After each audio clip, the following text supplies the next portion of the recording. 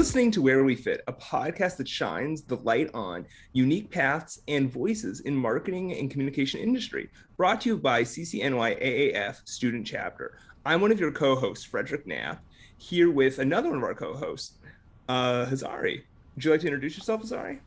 Absolutely. Thank you, Freddy. My name is Hazari. I'm currently senior at CCNY in my second year at the BFA program, which is a film program on the CCNY campus. And today we are here with the wonderful Professor Lynn Appelbaum. Hi, Professor. How are you doing today? I am great. Thank you for such a lovely introduction. So happy to be here. Here at CCNY, we're doing more than other places. Can you specifically speak about that?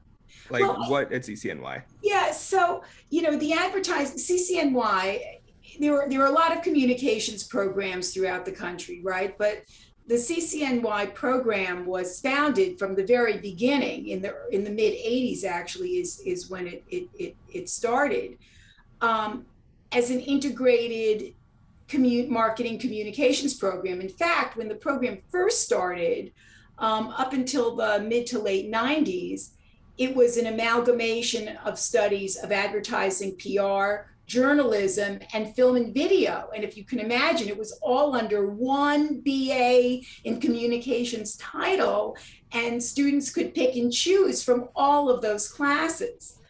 What happened over the years as our curriculum evolved and as faculty evolved in our thinking is there was so much for students to learn in each discipline, in ad PR, in journalism, in film and video production, that a student could not complete all the classes that they needed to and then graduate with any degree of proficiency in a specific area.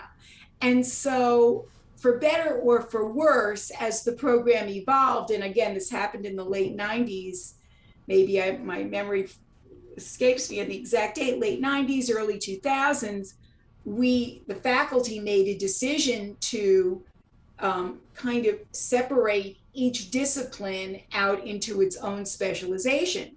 Ad PR was left as the BA in communications.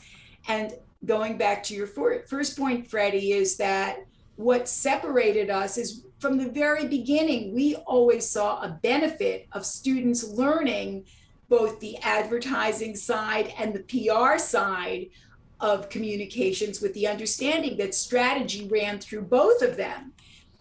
Interestingly enough, the industry kind of followed the forethinking that we had, and the industry is much more integrated, and students in our program come out really well prepared to go into a multitude of directions because they have had this foundational thinking of how advertisers think for paid advertising, how uncontrolled communications think for the world of PR and media relations, and of course now the intersection of both of those in the world of digital communications. That's really fascinating. I completely agree with all of that. A thing that that you were talking about was how important the business aspect is, and on top of that, as someone who's, in my case, as someone who's not a part of the Ad PR program, and in Freddy's case, as someone who's new to the Ad PR program, and some of the viewers and students are at CCNY, what could you tell us about the BIC program? Okay, so the Ad PR program started in the 1980s, and really, progressively, we built the program so that more and more students were having success, and we were honing and refining the curriculum so that there was really a critical mass of students who started to be successful, I would say somewhere in the 2000s, 2005, 2006 is where things really started to solidify and take off. And because the undergraduate program was so strong, the administration came to us and said, we would like you to actually create a master's program. And the key people who were responsible initially, myself, Professor Nancy Tagg, who is a brilliant strategist and creative, and then Professor Ed Keller, we were sort of the three people initially who did formative work on the BIC program, and then Professor Tagg really took over the development of that curriculum and ran with it. And she is now the program director for BIC. BIC stands for Branding and Integrated Marketing Communications. So that program picks up where the Ad PR program left off and attracts not only people where you've had to have a background in Ad PR, but just looks for, really smart, engaged people who want to understand the role of marketing communications in the branding process. And so the way it's been built is it was created to have three separate tracks initially. One, so everybody took foundational tracks in research and kind of ideation of how to do the creative thinking and strategic thinking. And then students would break off into three core specializations, one in public relations, one in management, and a third area in copywriting and creative. And I think the BIC program is also working on developing a fourth track now in digital marketing, if I'm correct or not. And so that became, it's Ad PR, but on steroids. It takes it to a whole other level. And where Ad PR really trains people to go into entry-level positions, the BIC program is training people to come out and take over as managers who are kind of really overseeing and driving communications and strategy at a much higher level. So you have a lot of experience with the BIC program. I know you also like you've won awards for for what you've done with students and helping them like get internships and stuff. Can you speak about that? What do you do to assist a student? Yeah, look, awards are very nice. I won't say they're not. They're great.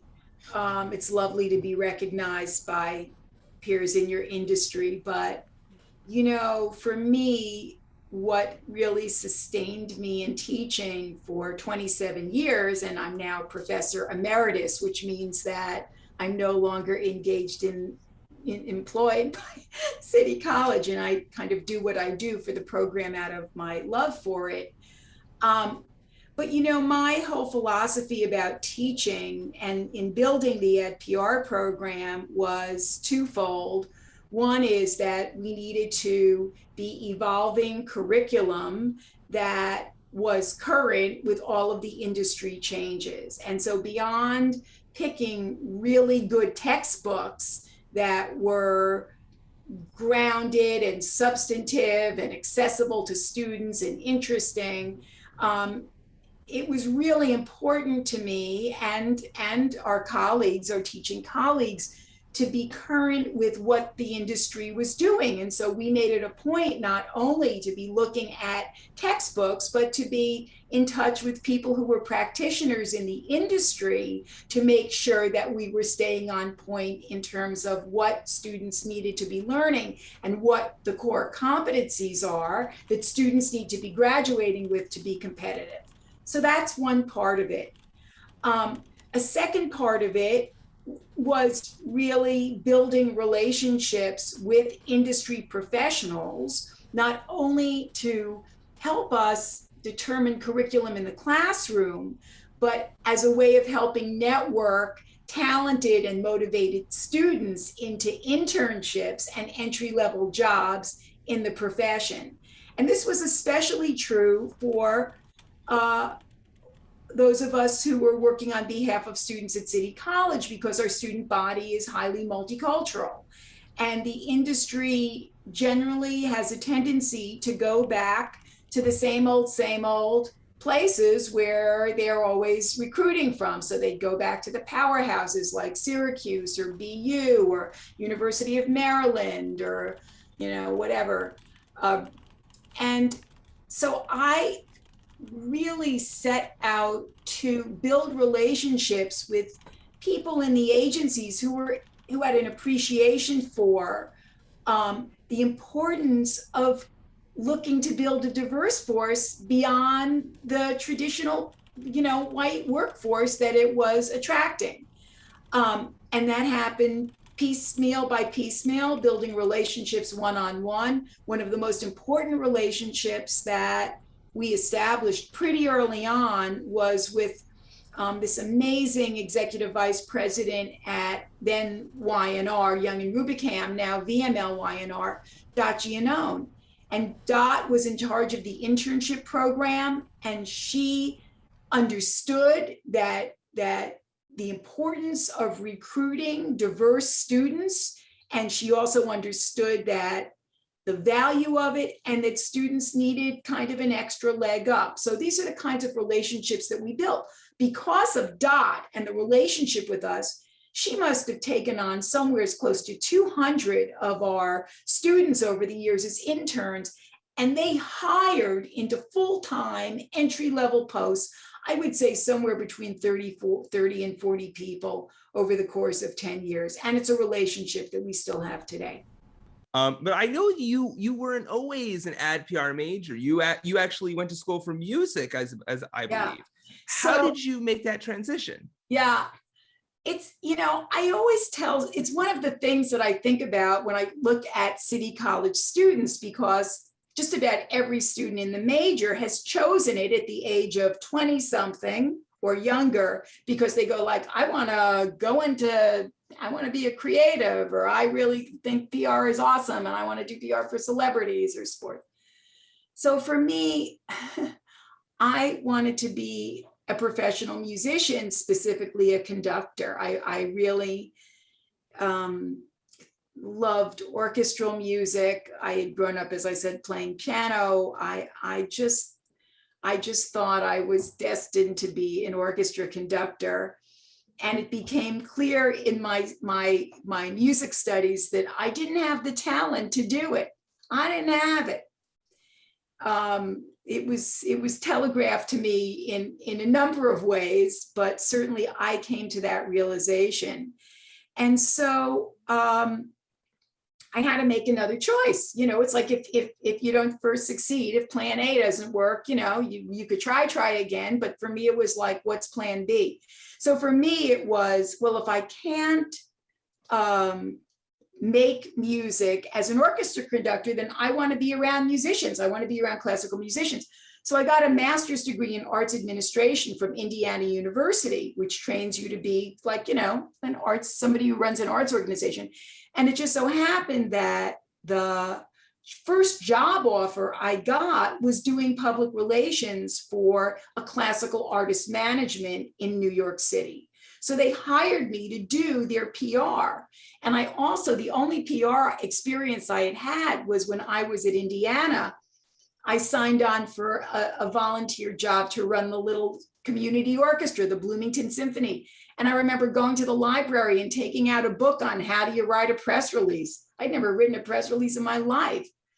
So I learned by doing. And then when I took the job with Herbert Barrett Management, and then when I got to NYU, I left Barrett and got a job doing PR for the Tisch School of the Arts. And my boss, Helen Horowitz, who I cite as one of my true role models and mentors, Helen really taught me PR. She took an interest in me and taught me how to write. She taught me about client relations. She was my advocate. So I just kept expanding from PR based on my work experience. So I was very lucky to have at least two bosses, Helen and another boss, Stuart Dim at Cooper Union, who really taught me the ins and outs of how to be a great media relations person. I noticed though you moved from music to television, which I think that's such an interesting move. So this is why I tell students it is interesting. I tell students that networking is one of the most important things you can do in your life. Building good relations with people, establishing yourself as someone who is, professional, trustworthy, engaging, congenial, dynamic. It's one of the most important things you can do, because the two most important jobs that I've had, I would say that really were formative, both came to me through networking from a job at NYU. the job at NBC came to me. I wasn't even looking. I was the head of public affairs for Cooper Union, which is a tuition-free, well, was tuition-free, now it's not. We'll try again, blah, blah. Tuition-free art, architecture, education college in New York City. And somebody from actually another protege of Helen Horowitz, who I mentioned before, reached out to me. He worked at ABC. He said, I'm hearing from a friend at NBC, they're looking for somebody to do the Today Show, and I think you should apply for it. And I thought, like, why would they want to hire me? Why? But I went for the job, and because I would hope because I was qualified, but also because it came from an internal, I know somebody, they hired me to do this job. That's crazy. I never went looking for this. But again, circumstances, you build everything every step of the way. You never know when the person you meet today is going to be helping you 5-10 years down the road. And the same was true when I segued from teaching from NBC to teaching at City College. Another colleague from NYU reached out to me, and Eileen Gilmartin had been had left NYU to go build the program at City College. And she said, hey, we're looking for another faculty person to build the PR program. Come and interview. So these were not positions that I actively sought out. They came my way because of relationships I had built. And I was smart enough to go like, I'm going for this. Something that you were talking about and keep stressing, which I find is very important, and something that we also like to stress in the podcast, is networking. But more importantly, making genuine connections and networking with people not for the sake of personal gain, but for the sake of creating that new connection, creating that new avenue, that social communication. Could you tell us more about that and just stressing not just the importance of it, but again, the genuine aspect of it? Because a lot of people will say networking is important, but they leave. Yeah, they don't know how. Look, networking is a strategy. I never consciously, early in my career, never said, oh, sorry, my cat just came in. My dog's trying to get in right now. Anyway,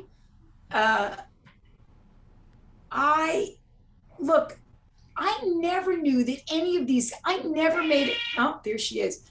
I never made a contact with anybody at one point in my life to say, it's like, I'm going to build this now because maybe it'll pay off down the road. I always approached everything I did in my career from a very genuine, authentic perspective. You want to do well, and you want to connect with people who you respect and who you're excited about. I don't know, anyway, that's how I did it. Mm-hmm.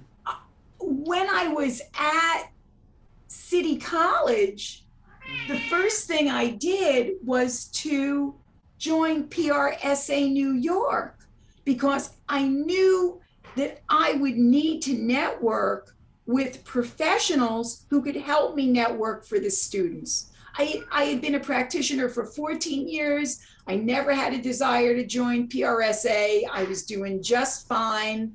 I wasn't interested in the professional organization. But once I got to City College, it was like the first thing I knew I had to do. So that's an example of a very deliberate effort to join an organization because I knew I needed PRSA to help me take the program where I needed it to go. I knew I couldn't do it alone.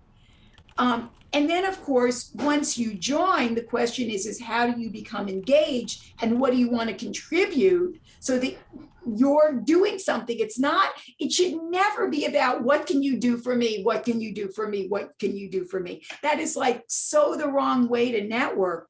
You should network with the idea that it's mutually beneficial for you and the other person, that you have something to offer the other person, even if it's your genuine excitedness about the profession and your enthusiasm and your desire to build your career and make a contribution. So networking, of course, you should be strategic. If you want to, be a filmmaker and there's somebody that you really admire, why not write to them? Or if you go to a panel and you hear somebody speak and they blow you away, why not write to them and link into them? These are ways that you build connections, but I think you want to also build them on a very personal level. For example, even with your professors, because you never know when something's going to come along and, it'll come back to you. So can you talk a little bit what it was like actually being the director of the internship program? I took over the internship program in 2001 from Eileen. Eileen left City College and I took over as program director and the internship coordinator. And the internship director, by the way, is not just the Ed PR internship coordinator, you're the internship for all of the Department of Media and Communication Arts. So I was looking for internships for film students and building relationships, and journalism students in both broadcast and print, and then Ad PR.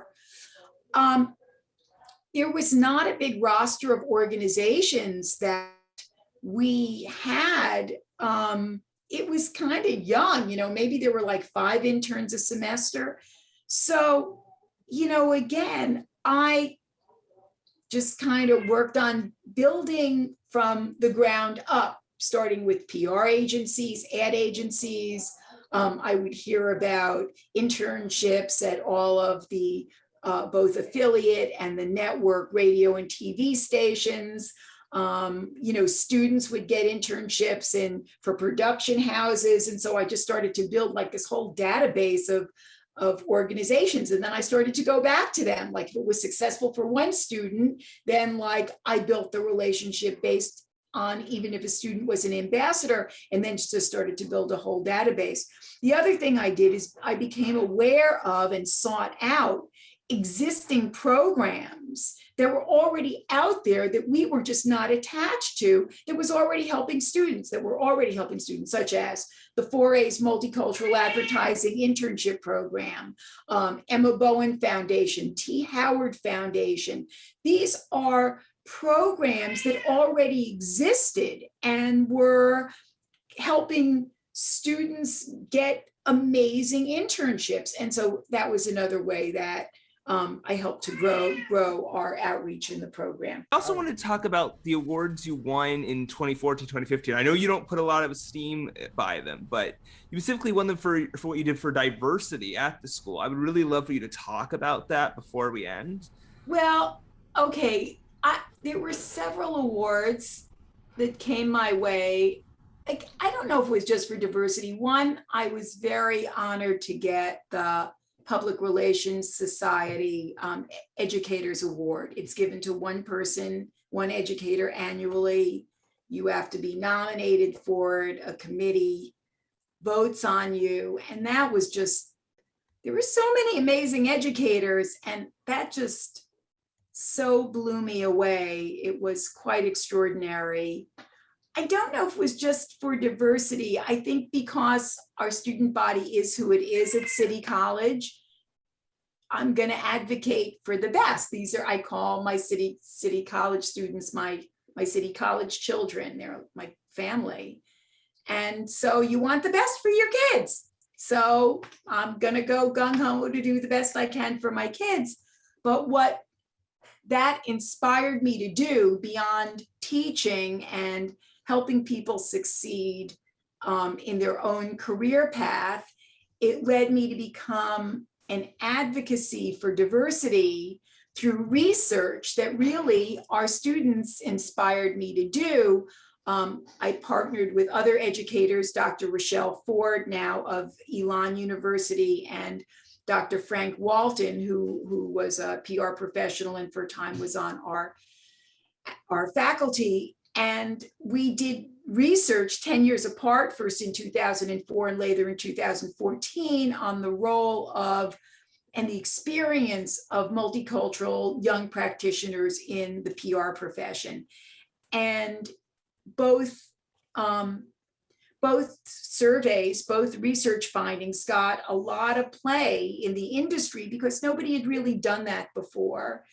And so it helped elevate the need for more diversity in the hiring pipeline, but as important, the importance of diversity support and inclusion in the workplace once people get into primarily white workplaces, which are not always hospitable to everybody, including multicultural practitioners.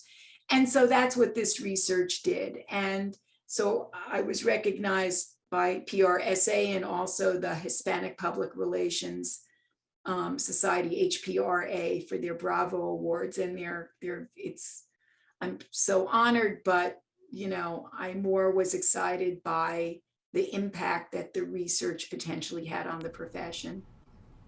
Can you talk about like some of the difficulties along the road?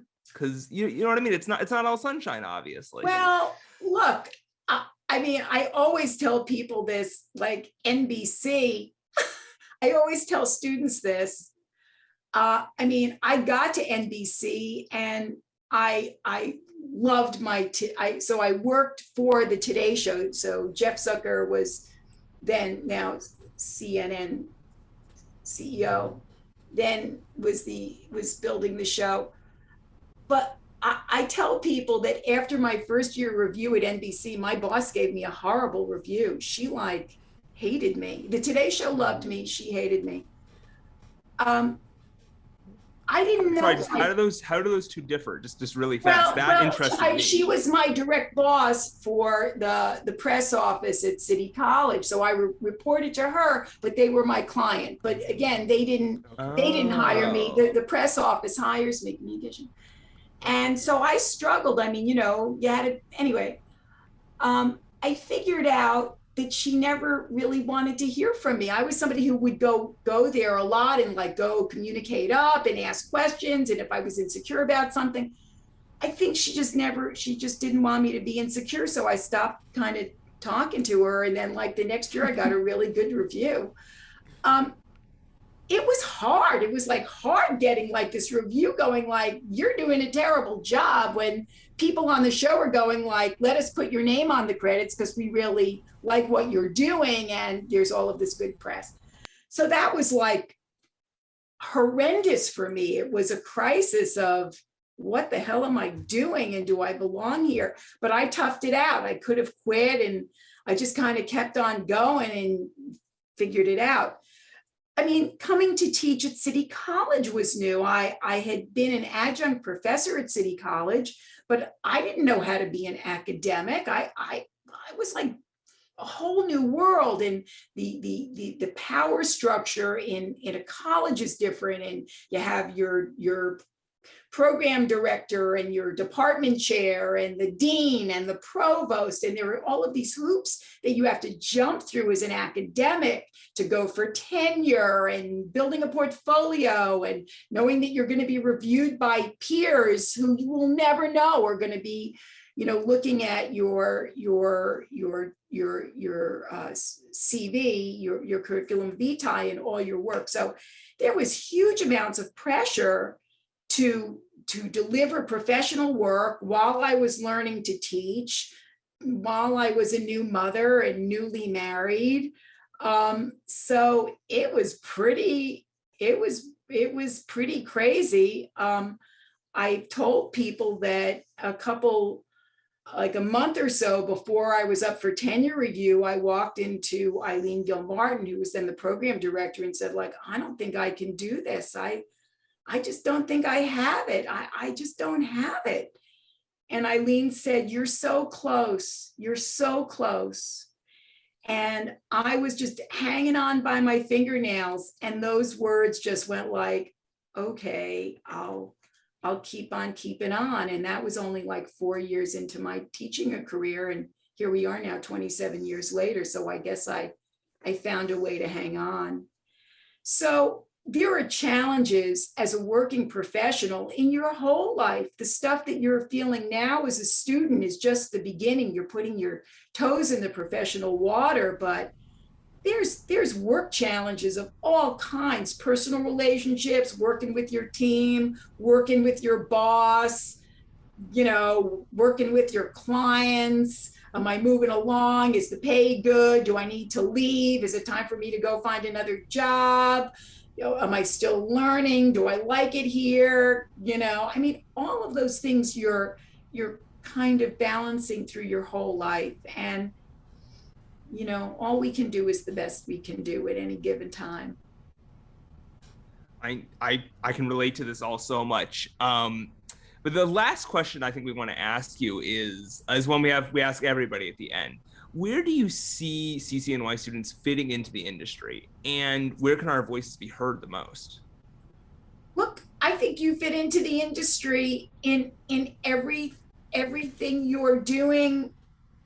As obviously you're getting your training, your formative training now as students, but you're fitting in being competitive for internships, for going for those internships, showing up at industry events and saying, we're CCNY Ad PR proud, we're here, we deserve to be here, we're really smart, we're being given the skills we need, we have a unique perspective, as many of us are first generation college students, or we are, we bring a diversity of thought. But so I would say that excellence underlies everything that we should be doing, but then it's who you are, who your authentic self is, and what you bring to the table in everything you endeavor, and kind of going in there and rocking it based on your training and your motivation and everything you bring to an opportunity. So the country needs, the industry needs diversity of thought, but they need trained diversity of thought, and CCNY students have that, and it's been proven time and time again, and they need us more than ever. Well, Professor Appelbaum, this was fantastic. Thank you very much for coming on. This was Where We Fit with Professor Appelbaum. Thank you for listening, and if you picked up anything from this conversation, you're already a step closer to where you fit in your career.